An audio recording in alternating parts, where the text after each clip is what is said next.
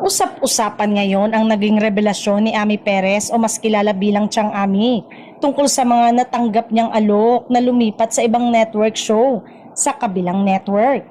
Sa kabila ng halos 4 na dekada niya sa showbiz industry, inamin ni Ami Perez na ilang beses na siyang inalok na iwan ng It's Showtime. Gayunpaman, hindi niya ito kailanman siniseryoso dahil malinaw umano sa kanya kung saan siya tunay na nabibilang. Ayon sa kanyang naging panayam sa podcast, itinuring na niyang tahanan ng Kapamilya Network at ang noontime show na kanyang kinabibilangan ngayon. Para kay Chang Ami, hindi lang trabaho ang kanyang ginagawa kundi isang lugar kung saan siya masaya, kampante at fulfilled bilang isang tao. Ibinahagi rin niya na malaki ang naitutulong ng It's Showtime sa kanyang overall well-being. Bukod sa saya at good vibes, ramdam niya ang pagiging mentality, active at relax sa bawat araw ng kanyang pag-host.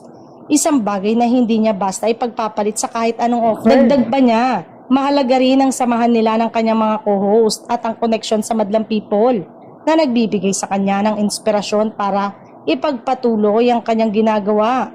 Sa katunayan, madalas pa raw siyang magbigay ng payo sa kanyang mga kasama tungkol sa kahalagahan ng pagmamahal sa trabaho. Sa huli, malinaw ang naging desisyon ni Chang Ami kahit pa may mga oportunidad sa ibang network show. Pinili pa rin niyang manatili sa lugar na itinuturing niyang pamilya.